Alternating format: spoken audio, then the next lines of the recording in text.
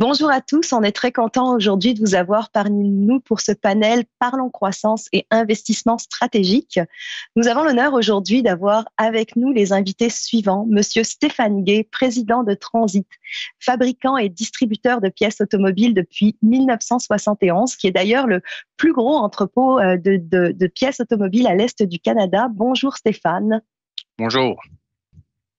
Et nous avons Martin Joyal, président et fondateur de Youth Bar Factory depuis 2001. C'est le créateur et fabricant de bars tendres sans allergènes sur mesure. Bonjour Martin. Bonjour à tous. Donc Stéphane et Martin vont aujourd'hui nous inspirer en nous expliquant comment ils gèrent leur croissance en conjuguant les efforts d'automatisation, de mobilisation des équipes et de compétitivité.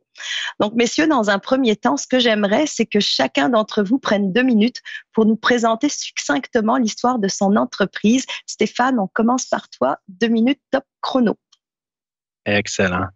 Donc, Transit a été fondé sous le nom de Jacques Gay Incorporé, qui était mon père.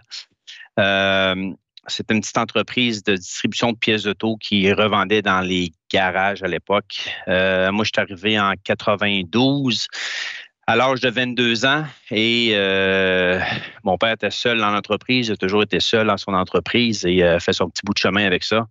Et il m'a tout simplement dit, tu devrais essayer peut-être d'aller vendre des pièces dans les magasins de pièces auto et on verra qu'est-ce que ça va faire. Il dit, pourquoi pas essayer? Donc, j'étais disponible et j'ai dit, OK, on l'essaye. C'était une décision aussi simple que ça. Donc, j'ai commencé en 92 à aller vendre des pièces dans les magasins de pièces auto et on était dans un petit entrepôt de 1500 pieds carrés. Aujourd'hui, presque 30 ans plus tard, on est rendu dans un entrepôt de 150 000 pieds carrés. À l'époque, on était 2 employés, si j'inclus mon père et moi-même. Aujourd'hui, on est à plus ou moins 130 employés. Puis, on distribue des pièces d'auto dans les magasins. Donc, strictement au magasin, pas aux consommateurs, pas aux garagistes. Et au bout de la ligne, ce que ça fait Transit, c'est que ça aide les gens à sauver des sous sur l'achat de pièces d'auto. Et ce qui fait le succès de Transit, c'est l'équipe qui m'entoure, qui sont tous spécialistes dans chacun de leur domaine et ce qui nous fait performer d'année après année. Merci beaucoup, Stéphane. Et toi, Martin, à ton tour de nous présenter Youth Bar Factory. C'est drôle, Stéphane, tu as parlé que vous étiez 2 au départ. Moi, en 2001, on était 1,5. Il y avait moi et quelqu'un à temps partiel. Puis là, tu as dit que vous étiez 130. On est 128 en date d'hier. Donc, on a à peu près le même profil. Ça commence en 2001. C'était créé avec l'idée de créer une entreprise qui permettrait aux membres de l'équipe d'être heureux au travail. Puis que l'entreprise aurait comme valeur d'être travail d'équipe, respect, innovation, flexibilité. Fait que ça, c'était l'idée de base. Puis en 2005, on prend un virage. Ça s'appelait les Rapid Snacks à l'époque, mais c'est devenu Youth Bar Factory en 2010. Mais en 2005, avant, on prend un virage sans noix, sans arachide. On est les premiers au Canada à faire une marque privée qui fait un produit qui va être sans arachide, sans allergène. Donc, on travaille très fort là-dessus, puis ça devient un peu notre marque de commerce. Fait qu'en 2010, on devient Youth Bar Factory et pour représenter plus que ce qu'on faisait, parce qu'à l'époque, on faisait que des carrières Roxas. Puis à partir de 2010, 50% de nos ventes sont des bars autres que céréales, ça peut être protéiné, ça peut être énergétique, etc. En 2015, dans un plan stratégique, on s'enclenche en dire on va avoir un building de classe mondiale et c'est ce qu'on a fait. On est déménagé dans une entreprise moderne en 2019. Puis en 2022, je complète avec on a une croissance de 33% par année. On est rendu 130, 125, 128. Puis on a des gens qui arrivent de 30 pays dans notre équipe. On est super fiers de ça. Donc, puis cette année, on devrait faire 100 millions de bars à peu près. Fait que donner une idée de grandeur. Fait qu'on a à peu près le même profil. Et c'est super intéressant. Donc, on voit que vous vous êtes talonné dans la croissance. Donc, du côté de Stéphane, on sait que tu as opté pour l'automatisation récemment. Donc, tu avais un objectif de tripler ton chiffre d'affaires. Du côté de Martin, tu nous le mentionnes d'ailleurs, il y a une nouvelle usine en 2018 qui a été qui a été mise en place où il y a de l'automatisation. Donc, tous les deux, vous avez utilisé l'automatisation comme solution, comme investissement stratégique pour répondre à vos objectifs de croissance. Pour le bien des entrepreneurs à l'écoute aujourd'hui, pourriez-vous nous partager votre cheminement vers l'automatisation? Quels étaient vos principaux défis au quotidien? Martin, si tu veux, on commence par toi. On fait de l'automatisation depuis les tout débuts. Donc, à chaque fois, on essaie d'augmenter la productivité avec le même nombre de personnes et on grandit en termes de personnes au fur et à mesure l'entreprise grandit, mais on essaie toujours d'optimiser, d'automatiser. Les grands mouvements ont été faits principalement en 2016, 2017, 2018, là, quand on pensait à la nouvelle usine. Puis, on voyait venir la courbe démographique et on voyait bien qu'il était pour manquer de personnel à l'horizon. Donc, on a commencé à se dire l'automatisation va aussi nous permettre de fabriquer plus avec le même nombre de personnes. On voyait aussi dans le futur un quart de soir, un quart de nuit s'enclencher, sauf que l'usine commence à fonctionner 24 heures sur 24. Et ça aussi, faire des travails manuels de nuit, c'est un peu plus compliqué. Donc, si on réussit à optimiser puis à même à robotiser ou à automatiser, ben, ça va faire des travails qui sont beaucoup plus intéressants, qui sont plus valorisés. Donc, ce qu'on voulait aussi là-dedans, on voulait réduire les tâches répétitives, les tâches ennuyantes, les tâches physiques. On veut comme éliminer tout ça. Fait que l'automatisation, ça répond à tous ces besoins-là. Fait que ça élimine les salaires les plus bas, ça augmente des salaires plus hauts, donc ça fait grandir les équipes. Fait que la clé là-dedans, c'est vraiment de faire grandir l'organisation dans son ensemble et les gens et toute l'entreprise, quoi. Fait que c'est pour ça qu'on automatise sans arrêt. Et de ton côté, Stéphane, comment ça s'est passé au niveau de l'automatisation? Bien entendu, ça ressemble un petit peu à ce que Martin mentionne. Nous, dans un entrepôt de distribution, à la base, il n'y a pas beaucoup d'automatisation. Donc, c'est pas comme dans une usine où qu'on fabrique. Donc, il faut un peu se casser les méninges et trouver les endroits où on peut, où on fait des tâches qui n'ont aucune valeur ajoutée. Qu'est-ce qu'on pourrait faire pour rendre ça plus facile, rendre ça plus efficient? Et c'est ce qu'on essaie de faire jour après jour. Puis dans le fond, oui, aujourd'hui, on a des grands projets d'automatisation, mais l'automatisation, c'est dans la vie de tous les jours. C'est dans la vie de tous les jours qu'est-ce qu'on fait. Donc, si tous les matins, je dois faire je vais donner un exemple facile. Ça prend 15 secondes parce que ma calculatrice est toujours classée loin. Mais si tu sais que tu es toujours à la même place, puis ça va te prendre 1 seconde de le faire, ben c'est une façon de faire de l'automatisation. C'est pas obligé d'être toujours des gros projets, c'est dans les petits gestes, les moyens puis les grands gestes. Donc aujourd'hui, on commence lentement. On a amélioré un système ERP pour pouvoir être plus efficace. On a éliminé le papier dans l'entrepôt. On a toujours évolué, modifié les équipements, modifié le racking, comme on dit, pour qu'on fasse moins de pas, que ce soit plus facile, que ce soit moins forçant pour travailler. Donc, c'est toujours ça qui est en mouvement, puis il faut avoir l'idée. Puis quand on a l'idée de penser en amélioration, ben, l'équipe nous supporte dans ça. Puis l'équipe va apporter les idées eux-mêmes. Hey, pourquoi qu'on ne fait pas ça de même? Hey, il y a ça, des fois, ça fait ça. Puis là, ben, tu y vas. Et c'est ce qui fait qu'au quotidien, ben, on cherche tout le temps à s'améliorer. Puis l'automatisation fait partie 100% de l'amélioration continue, si on peut dire. Puis comment tu choisis, Stéphane, un projet à automatiser? Est-ce que tu as une idée pour savoir c'est quoi un payback qui a de la valeur versus... Ben, quand on parle de payback, on parle de ROI. Tu peux avoir de grands ROI, mais si on fait un calcul average, un 18 mois, il y a des investissements qui prennent beaucoup plus que 18 mois. Il y en a que ça prend 2 jours parce que c'est tellement simple et efficace. Donc, ça peut être plus court, mais bien entendu, avant d'investir plusieurs milliers de dollars, on va vérifier s'il y a un ROI qui suit. Et on va s'assurer que... Mais c'est pas juste au ROI des fois. Il ne faut pas juste penser aux sous. Des fois, tu peux avoir un ROI sur l'humain. Puis je pense que ça, c'est encore plus payant que juste un ROI sur monétairement parlant, là. Parce qu'il faut s'assurer que nos gens sont dans des endroits puis des postes qu'ils aiment faire et que ce n'est pas des postes que tu rentres puis tu n'as pas le goût de rentrer. Ça, c'est intéressant parce que j'ai l'impression que ça te parle, Martin, parce que tu parlais de job ennuyante aussi que tu essayais de réduire sur la shop, là. On travaille toujours à rendre les gens plus heureux, là. C'est dans notre raison d'être, là, c'est d'être croissance et bonheur. Il y a 2 axes à ça. Il y a croissance pour nos clients. Le bonheur de nos clients, c'est d'offrir un bon produit au bon prix au bon moment.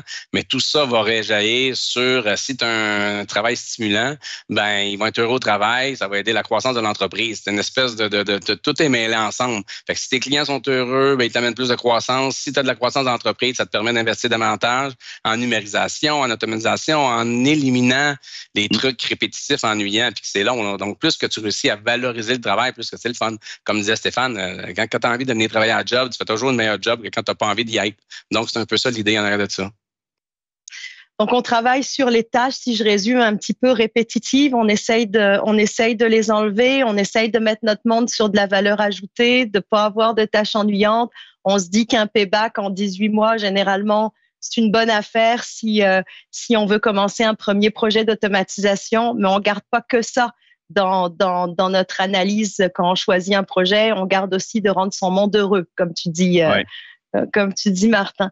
Vraiment super intéressant comme premier échange. Sur une deuxième question, j'aurais tendance à vouloir qu'on échange les 6 prochaines minutes sur comment on prépare son plancher de production à recevoir des équipements. Je vois que Stéphane, tu as déjà commencé à parler de sans-papier, de WMS.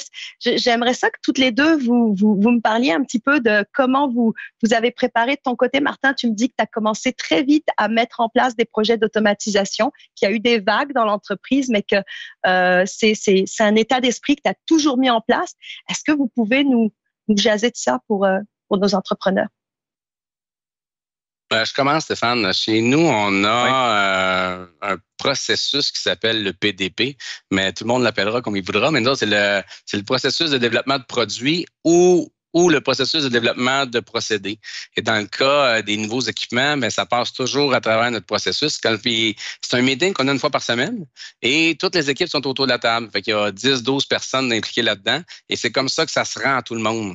Donc, à toutes les semaines, puis il peut y avoir dans ces processus-là, il y a à peu près 250 questions. Donc, ça passe à travers toutes les étapes, c'est comme un stage gate, là, dans le fond, c'est des étapes go, no go. Puis il y a 7 étapes dans notre truc, mais on pose des questions, on se dit est-ce qu'on a pensé à ça, on a pensé à ça. Donc, ça permet à les gens de la logistique, les gens de production, les gens de qualité, tout le monde est impliqué dans le nouveau développement. Donc, si on se dit hey, est-ce qu'on automatise la portion mise en boîte, ben là, tout le monde dit OK, ça va. Là, la première étape, c'est une bonne idée. Donc, tout le monde dit ouais, c'est une bonne idée, ça va simplifier le processus, ça va être plus efficace. La deuxième étape, c'est faisable. Fait que là, on a-tu l'espace, on a des ressources humaines, on a des ressources financières. Fait que là, le financier est impliqué. Donc, tout le monde est impliqué. Et là, au 3, on se fait comme un petit, je vais en dire, j'ai un mot anglais, alors je vais essayer d'en trouver un français. On se fait un petit cahier de charge. Puis, à la fin de ce cahier de charge-là, il y a comme un go, no go. Là, tout le monde est-tu d'accord avec ça? Il va-tu être rentable? Là, si on revient au ROI de Stéphane, va-tu avoir un payback là-dessus, pas trop loin? Fait que là, on a comme notre petit go, no go. Et là, si ça va l'avant, mais là, on a fini notre étape 3 chez nous. Puis 4, on passe à l'action, on achète les machines. 5, on déploie, donc on l'installe vraiment. 6, on fait fonctionner. Puis 7, on corrige les erreurs, puis on se fait un petit post-mortem pour essayer de ne pas faire la même affaire. Fait que donc, chez nous, toutes les étapes, toutes les équipes sont impliquées dans chacune des étapes. Donc, ils voient le processus s'activer tranquillement jusqu'à une espèce d'effet de croissance. Mais c'est pas parce qu'il y a un projet qui est rendu à l'étape 4 qu'il n'y en a pas un qui part à l'étape 1 puis il n'y en a pas un à l'étape 6. Fait que nous autres, d'habitude, il y a une 50aine de projets de front dans notre processus. Donc, c'est un feu roulant, mais là-dessus, il y a peut-être 30 développements de produits, 5 pour des équipements, 5 pour un nouveau processus. Fait qu'il y en a de tous les côtés. Mais c'est le meeting où tout le monde est impliqué, où il y a l'information qui circule, quoi. C'est une façon de faire circuler l'information. Mais c'est super intéressant parce que tu arrives à anticiper, dans le fond, les conséquences de l'implantation, par exemple, d'un équipement sur les autres rôles, les autres personnes dans l'équipe. Fait que c'est l'idée. Ça doit être très, très efficient. Rappelle-nous le nom de ce processus-là. On l'a inventé. Il s'appelle PDP, processus de développement de produits ou développement de procédés. C'est un P les deux fois, là. Fait que c'est un PDP. Mais tout le monde le mêlera comme il veut, hein. Donc, à tous les entrepreneurs qui sont à l'écoute, si vous voulez en savoir plus sur le PDP, vous appelez Martin, il va vous donner des conseils de comment mettre ça en place dans vos usines, parce que c'est très pertinent pour être en mesure d'avoir des implantations qui sont réussies puis qui créent pas des lourdeurs dans le processus à d'autres endroits pour d'autres collègues. Je dis pas qu'il y en a pas, hein, mais bon, on essaie de les réduire au maximum. Mais au moins, tu peux les identifier parce que ton équipe est autour de la même table. Puis après, de faire, j'imagine, c'est un travail d'optimisation à travers ça, là. Exact. Hey, c'est vraiment pertinent. Stéphane, de ton côté, est-ce que tu as envie de rebondir de quelle façon là, par rapport à comment tu as préparé justement ton plancher de production à recevoir les équipements? Puis par rapport aussi aux propos de Martin, hein? Oui, ben, je trouve ça très bien, ce que Martin disait, avec un PDB. PDP? Oui. PDP. Je fais exprès de te le faire répéter que les gens s'en rappellent.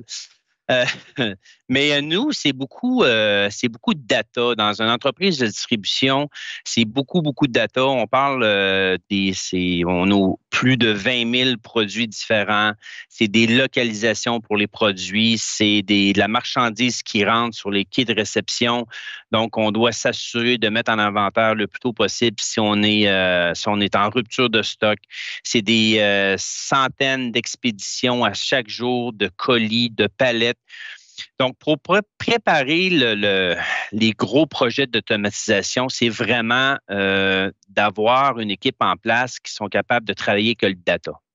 Puis quand on parle de data, là, on parle plus de milliers, mais on parle plutôt de millions de codes d'information. C'est énorme. On parle de système ERP, on parle de système de WMS, WCS. Après ça, ça nous prend un intégrateur si on parle de notre système de robotisation sur lequel on travaille actuellement. Donc, on parle de 2000 pieds de convoyeurs qu'on va ajouter et s'assurer que la commande d'un client arrive ensemble pour être expédiée, pour être sur la même palette. Donc, c'est vraiment l'analyse de data. Puis, je pense que c'est Albert Einstein qui disait ça, s'il y avait à sauver la planète, comment il fonctionnerait? Bien, je pense qu'il prendrait 50 minutes à peu près pour analyser, pour comprendre, et il prendrait 10 minutes pour sauver la planète. Donc, je pense que dans notre domaine, en distribution, c'est peut-être pas juste non plus le seul domaine, mais je pense que tout part dans l'analyse de besoins et de vraiment comprendre pour après ça arriver avec une solution qui va fonctionner. Puis, on n'aime pas ça fonctionne pas du premier coup, fait qu'on on met beaucoup de rigueur là-dessus. En tout cas, ça paraît bien, hein? Nommer Albert Einstein dans une réponse, j'aime ça. Parce que je l'ai entendu là, 2 jours, j'ai dit c'est bon ça. Je pourrais, si tu veux, te chercher sur un Google rapidement la prochaine citation. Non, c'est bon.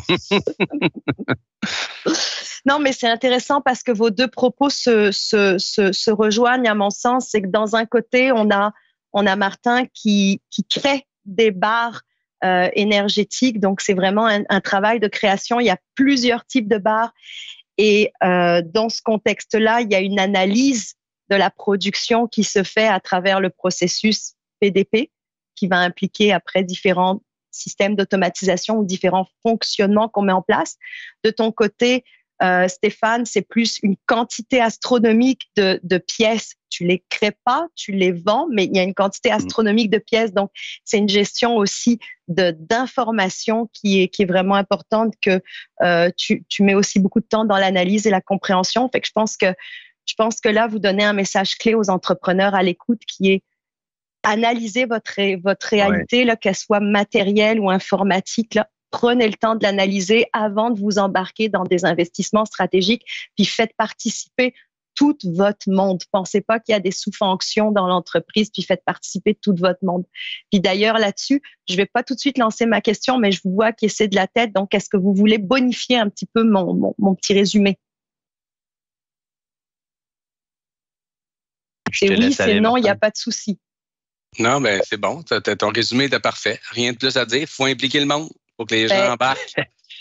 Alors là, on va se gâter dans ce cas-là sur les 10 prochaines minutes là, de jaser de comment qu'on implique le monde là, dans vos deux entreprises. Donc, vous êtes tous les deux des grands leaders. Puis, vous avez réussi pour les auditeurs, on a eu une pré-entrevue et je sais que vous avez réussi à mobiliser vos équipes pour pouvoir, vous avez réussi à implanter des cultures qui sont favorables à l'automatisation chez vous. Vous avez des talents comme entrepreneur, vous savez vous entourer. J'aimerais ça que vous me parliez de comment vous vous y prenez, quels ont été, que vous donniez des conseils qui sont concrets aux leaders qui sont à l'écoute de comment vous vous y prenez pour embarquer votre monde dans justement les efforts de croissance qui passent notamment par l'automatisation ou d'autres stratégies innovantes là, dans vos entreprises. Là. Si je vais, vas-y, Stéphane. Dans le fond, ce que j'aime mentionner et même répéter, c'est que chez Transit, la seule constance, c'est le changement. Puis, quand on vit dans un monde de changement et d'amélioration et d'ajustement avec les nouvelles façons de faire, ben, t'attires les gens qui sont passionnés par ça, qui sont passionnés par l'amélioration, qui sont passionnés par les défis, parce que être à la tête d'une entreprise qui se dit, nous, on fait ça comme ça, on va continuer à faire ça comme ça, puis ça va bien. C'est pas du tout la même atmosphère que on doit essayer de se réinventer à chaque jour, à chaque semaine pour toujours être en mesure de faire mieux. Donc, c'est un beat, excusez-moi l'expression, mais c'est un beat différent. Donc, pour nous, la constance chez Transit, c'est le changement. On aime les défis, on aime rouler pour rester un petit peu dans l'automobile, le gaz au fond. Donc, on aime se surpasser, on aime quand ça bouge et c'est ce mood-là qu'on vit journalièrement et c'est de la façon de faire parce que en étant comme ça, on attire des gens comme ça. Puis même en entrevue, on le mentionne. Tu sais, quel genre d'entreprise qu'on est. Parce que souvent, les gens vont se coller à une culture. Donc, ça fait partie de notre culture d'être ce qu'on est aujourd'hui, de toujours vouloir faire mieux. Et faire mieux, là aussi, c'est vraiment produire plus avec moins d'efforts. C'est ça que ça se résume, l'automatisation. C'est produire plus avec moins d'efforts. Donc, puis, si tu produis moins avec moins d'efforts, ben, tu peux mettre du temps ailleurs à faire autre chose. Comme encore là, continuer à s'améliorer. C'est un petit peu comme ça, là, comment on fait chez Transit. Ben, Martin, est-ce que tu veux prendre la POC? Oui, mais Stéphane a donné toutes mes réponses, fait que c'est correct. Je vais trouver un autre angle. Chez nous, dans les derniers 20 ans, on a environ entre 30 et 40 de croissance. Notre moyenne est à 32,5 par année. Donc, 33 plus 33 plus 33 Fait qu'on est en train de se réinventer à tous les 3 ans. Donc, ce qu'on avait prévu il y a 3 ans est déjà plus bon 3 ans après.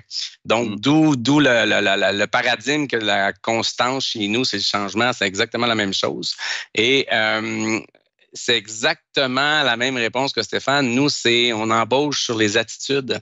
Donc, on s'assure que les gens qui sont en face de nous ont envie de venir travailler dans notre équipe, puis que les gens de l'équipe vont être heureux d'avoir cette personne-là dans l'équipe. Donc, la culture se bâtit face à... ça ne veut pas dire que les personnes qu'on choisit pas, ils n'ont pas de talent. Ça ne veut pas dire qu'ils sont pas compétentes. Ça veut juste dire qu'ils sont pas dans leur meilleure position en étant dans notre équipe, parce que nous, on a une certaine façon de fonctionner, puis on veut que les gens soient dynamiques. Donc, d'où on se réinvente à tous les 3 ans. Donc, ça prend des gens qui sont capables de vivre dans une organisation qui change tout le temps. Fait que donc, ce qui était bon il y a 1 an est déjà plus bon 1 an après. Fait que donc, l'automatisation change beaucoup de choses. La numérisation change beaucoup de choses. L'innovation dans les processus, ça peut être un processus RH, ça peut être un processus organisationnel, mais ça peut aussi une innovation de produits, d'équipements. Il y en a partout, tout le temps. Donc, c'est assez... caractériel de qui nous sommes. Donc, ça nous prend absolument quelqu'un qui a envie de vivre ça. T'sais, si tu n'as pas envie de faire... il y a une couple de paramètres, là, travail d'équipe, puis walk the talk. Si tu ne fais pas ce que tu dis pas ce que tu fais, l'équipe va t'éjecter. C'est pas besoin d'être le responsable là, ou le supérieur qui t'éjecte. Là. C'est l'équipe qui va dire « Hey, dans notre équipe, là, c'est le même que ça fonctionne. » Fait que c'est eux-mêmes qui éjectent. Donc, la culture se bâtit avec des années et une bonne sélection des personnes qui rejoignent l'équipe. Mais ça serait ça mon résumé de... Et d'ailleurs, Martin, à cet effet, tu vas choisir des gens qui ont un tempérament dynamique, qui sont innovants. Je vois que chez Stéphane aussi, c'est la même chose. Concrètement, comment tu gères les erreurs dans tes équipes? Comment tu leur permets de faire des erreurs, mais de pouvoir s'émanciper? Ben, il y a une petite lettre motive qui existe depuis probablement 2001 ou 2002, je me rappelle pas, qui dit prends une décision.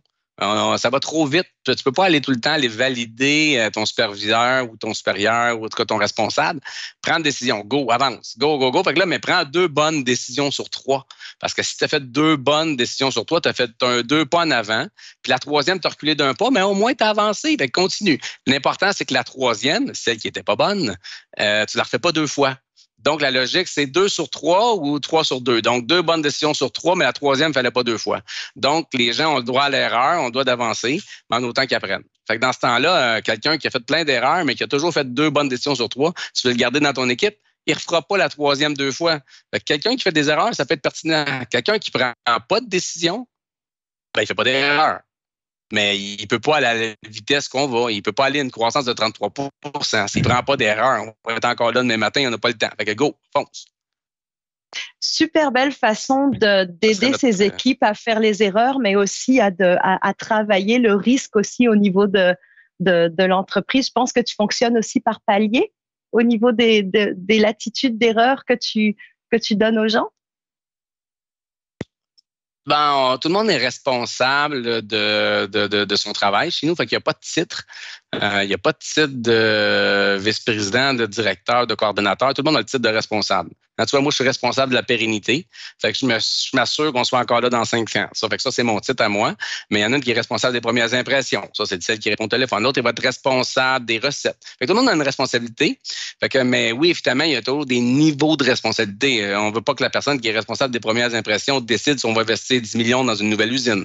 Fait que oui, il y a des niveaux de responsabilité, mais chaque personne est responsable de son propre résultat et de son propre travail. Donc, ça élimine le fait de je veux tout le temps voir mon responsable, mon superviseur. C'est fais des essais-erreurs jusqu'à temps que tu grandisses dans l'entreprise. On responsabilise les gens dans leurs fonctions, mais on les fait grandir avec des niveaux de complexité au fur et à mesure du temps. Super. Et de ton côté, Stéphane, comment ça se vit? Je crois que cette gestion des forces chez Transit. Oui. On essaie d'agir tout le temps par la gestion des forces. C'est sûr que dans les descriptions de poste, si tu as des gens qui occupent le même poste, ils ont toutes la même description de poste. Puis moi, ce que j'aime pas, c'est chaque personne qui est à ce même poste-là ont des forces différentes de leurs confrères, consoeurs de travail. Fait que juste une petite anecdote rapidement, on avait des gens qui ont chargé de compte, donc qui s'occupent de nos clients. Puis, il y avait toujours des tâches qu'un n'aimait pas, l'autre ne faisait pas, etc., etc. On avait un petit conflit. On a fait venir ces personnes-là. On a dit, vous allez écrire sur un bout de papier les tâches qui vous puent au nez, que vous n'aimez pas. Si tu n'avais pas ça, tu serais encore plus heureux au travail. Ils ont mis dans le milieu de la table. Deuxième étape, c'est pas compliqué. Ceux qui voyaient les tâches qui les intéressaient, exemple, faire des cold calls. Il y en a un qui n'aimait pas ça. L'autre, dit, moi, j'aime ça faire des cold calls. Ramasse la tâche. L'autre dit, hey, moi, si tu n'aimes pas ça, moi, j'aime ça faire ça. Donc, toutes les tâches ont été redistribuées. Il n'en restait pas une sur la table. Et les gens sont partis à leur poste, tout simplement avec un plus grand sourire sur les lèvres, parce que là, tu viens d'enlever les cailloux dans les souliers, qui fait que c'est fatigant toujours à journée longue. Donc, tu utilises les forces plutôt que les titres des gens. Il faut découvrir les forces des gens. Avec les mois, les années qu'on travaille avec eux, on sait dans qu'est-ce qu'ils aiment faire. Donc, on y va, puis on utilise ça au maximum. Il faut un petit peu être imaginatif, puis tu l'essayes. Puis en l'essayant, tu te donnes le droit de faire l'erreur parce qu'on a déjà fait des essais que ça n'a pas bien fonctionné. Mais encore là, prendre l'exemple à Martin, si on fait 2 bonnes décisions, puis on en prend une de temps en temps qui est moins bonne, on avance pareil. Écoutez, merci Martin et Stéphane pour ce panel très riche en savoir, mais surtout en savoir-faire, parce que je vois que vous avez donné beaucoup de pistes au niveau de nos entrepreneurs, que l'automatisation, on n'a pas le choix pour répondre à la main-d'œuvre, aux problématiques de main-d'œuvre, que ça passe aussi par une bonne compréhension de nos procédés, de nos processus pour améliorer la productivité, mais surtout et avant tout par la puissance d'action qu'on donne à nos gens, de les mettre sur des responsabilités et des tâches où ils sont heureux de travailler puis de créer de la valeur ajoutée pour l'entreprise. Puis ce que je trouve dans ces dernières minutes, c'est que vous nous avez donné concrètement des trucs de comment qu'on peut fédérer nos employés et les mobiliser. Donc, un grand merci à vous deux. Ça fait un plaisir. Merci. Merci. Bye tout le monde.